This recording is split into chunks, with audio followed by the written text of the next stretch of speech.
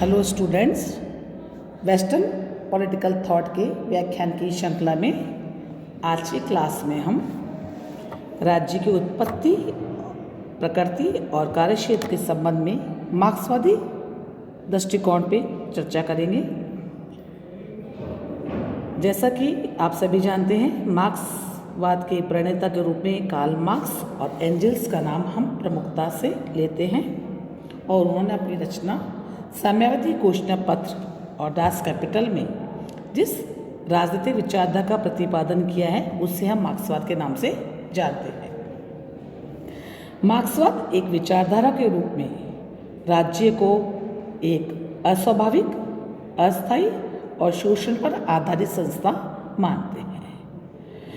और राज्य के संबंध में उन्होंने अपनी विचारधारा को बहुत विस्तार से अपनी पुस्तकों में लिखा है, जिस पे हम संक्षेप में जानने का प्रयास करेंगे।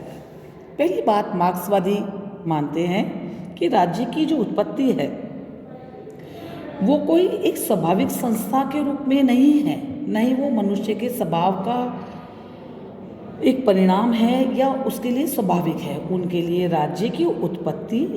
एक वर्ग भेद जो संघर्ष रहा है या जो वर्ग भेद सोसाइटी के अंदर रहा है उसके आधार पर जुड़ी हुई है। उनका ये मानना है कि जब तक अभी तक जो भी मानव जीवन का इतिहास रहा है वह वर्ग संघर्ष का इतिहास है, इसलिए राज्य का उदय भी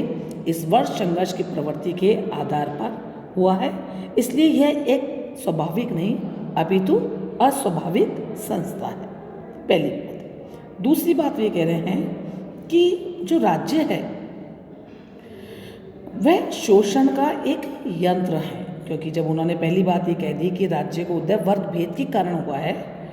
और राज्य एक संस्था के रूप में प्रारंभ से ही कोई भी किसी भी प्रकार की शासन व्यवस्था रही हो, चाहे वो सामंतवादी व्यवस्था हो, चाहे वर्तमान की लोकतंत्रात्मक शासन व्यवस्था हो, वो ये कहते हैं कि राज्य ने हमेशा जो एक शोषक वर्ग है, जो मालिक है, उसके सहायक के रूप में कार्य किया है। वो ये कहते हैं कि सामंतवादी युग में जो सामंत थे या जो पूंजीपति रहे हैं उन्होंने हमेशा किसानों और मजदूरों का शोषण किया है। इसलिए मार्क्स ये कह रहे हैं कि प्राचीन काल के समान वर्तमान समय में भी जो लोकतंत्रात्मक शासन व्यवस्था या जो राज्य लोकतांत्रिक कहे जाते हैं उनके संबंध में भी यह सत्य है कि वो सिर्फ एक दिखावे के लिए लोकतांत्रिक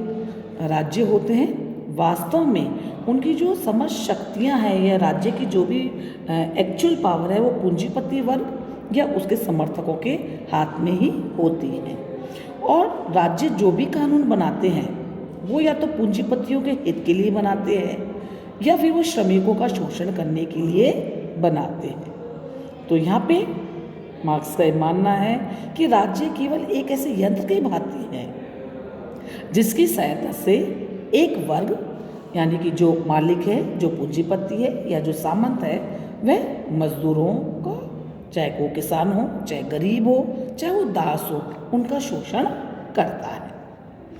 तीसरी बात जो मार्क्स अपने राज्य की प्रकृति के और उत्पत्ति के विषय में कह रहे हैं कि भविष्य में राज्य समाप्त हो जाएंगे, क्योंकि जब उन्हें अस्वाभाविक मान रहे हैं, अनावश्यक मान रहे हैं, एक शोषण का एक यंत्र मानते हैं, तो उसके विलीनीकरण के या उसके समाप्त हो जाने की बात कर रहे हैं। लेकिन यहाँ पर वो ये मार्क्स से मानते हैं कि साम्यवादी क्रांति के प्रथम चरण में तो राज्य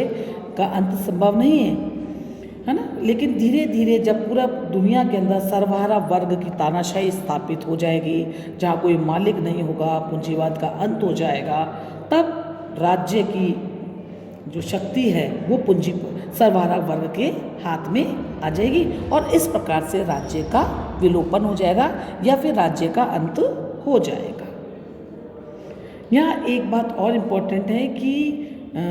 मार्क्स जो है वो राज्य का अस्तित्व जब वो वर्ग संघर्ष के कारण मान रहे हैं और वो ये भी मान रहे हैं कि राज्य एक स्थायी संस्था नहीं है, इसलिए उनका मानना है कि जैसे ही पूरी दुनिया में मजदूरों का सर्वहारा वर्ग का शासन होगा, तानाशाही होगी, तब राज्य का अंत हो जाएगा। तब राज्य की एक ऐसे राज्य का मतलब यहाँ पे मार्क्स के विचारों में हमको दोहरापन या असमंजसता दिखाई देती है। यहाँ वो साथ में ये भी कह रहे हैं कि अब जो राज्य होगा या जो भी व्यवस्था एक सरवारा वर्ग के तानाशाही के बाद होगी, भी एक राज्यविहीन और वर्गविहीन समाज की स्थापना होगी, और तब जाके एक साम्यवादी सोसाइटी या सोशलिस्ट सोसाइटी या सोशलिस्ट जिस क्रांति की वो बात करते हैं, साम्यवादी क्रांति की बात करें, उसका प्रारंभ होगा। कार्ल मार्क्स का मानना है कि ऐसा राज्यविहीन और वर्गविहीन समाज जो होगा उसमें धर्म, जाति, रंग, भाषा, धन के आधार पर कोई भेदभाव नहीं किया जाएगा। सभी को, प्रत्येक को अधिक से अधिक न्याय प्राप्त होगा। ऐसे समाज में प्रत्येक व्यक्ति को निश्चित समय के लिए कुछ ज़्यादा श्रम करना होगा, क्योंकि उसकी जो ज़रूरतें हैं वो उत्पादन के अधीन होंगी। लेकिन प्रत्येक व्यक्ति को उसकी आवश्यकताओं और उसकी योग्यताओं के अनुसार वस्तुएं या पारिश्रमिक प्राप्त होता रहेगा। साथ ही साथ जो व्यक्ति कार्य करने के लिए योग्य नहीं होंगे या कोई वृद्ध होंगे या बच्चे होंगे, उनके लिए सामाजिक सहायता और सामाजिक बीमे की व्यवस्था भी की जाएगी। तो यहाँ पे कार्ल मार्क्स ये कह रहे हैं कि each according to his need and each according to his ability, उसको वर्ग और पारिश्रमिक मिलता रहेगा। जब हम देख रहे हैं कि उनके लिए जब एक राज्य एक स्वाभाविक संस्था नहीं है, वो इसको अस्वाभाविक मान रहे हैं, वो ये भी मान रहे हैं कि राज्य एक शोषण का यंत्र है। कार्ल मार्क्स ये भी मान रहे हैं कि समय के साथ साथ जब पूरी दुनिया में तानाशाही या साम्यवादी व्यवस्था की स्थापना होगी तो राज्यों का अंत हो जाएगा। जब वो इस बात को स्वीकार करते हैं तो साथ ही साथ मार्क्स राष्ट्रवाद को भी अस्वीकार करते हैं, क्योंकि उनका मानना है कि मजदूरों का कोई अपना एक देश या अपना कोई देश नहीं होता है। इसलिए उन्होंने अपनी पुस्तक में या अपनी मार्क्सवादी धारणा में विश्व के श्रमिकों एक हो जाओ का नारा लगाया है। क्यों? क्योंकि मार्क्स का ये विचार है कि जब व्यक्ति के द्वारा व्यक्ति का शोषण समाप्त होगा तो एक राष्ट्र का दूसरे राष्ट्र के से जो बड़े राष्ट्र छोटे राष्ट्रों का शोषण करते हैं, या जो बहुत विकसित राष्ट्र है वो अविकसित राष्ट्रों का शोषण करते हैं, उसका भी अंत हो जाएगा। क्योंकि जब वर्ग शत्रुता आपस में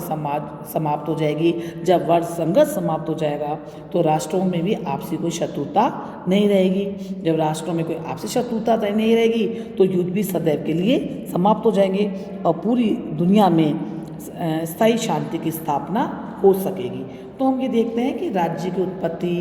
प्रकृति के संबंध में जो मार्क्सवादी दृष्टिकोण है वह हमको एक ऐसा अतिवादी दृष्टिकोण दिखाई दे रहा है, जहाँ पे कार्ल मार्क्स और उनके साथी एंजल्स अपनी जो भी उनकी रचनाएं हैं उनके अंदर वे राज्य के विलुप्त होने की एक स्वप्न देख रहे हैं। कल की कक्षा में हम ये जानने का प्रयास करेंगे कि ऐसा मार्क्सवादी दृष्टिकोण जो राज्य के समाप्ति की भविष्यवाणी कर रहा है, जो राज्य को एक यंत्र के रूप में, एक शोषक यंत्र के रूप में जब वो देख रहा है कि एक जिसने हमेशा से पूरे विश्व के जो लोग हैव्स और हैव्स नॉट वाले, जो उसकी अवधारणा है कि जिनके पास नहीं है, जो हैव्स नॉट वाले हैं, उनका वो शोषण राज्य करता रहा है। तो कल की कक्षा में हम ये जानने का प्रयास करेंगे कि ऐसी मार्क्सवादी अवधारणा राज्य के कार्यों के संबंध में किस प्रकार के विचार रखती है। Thank you.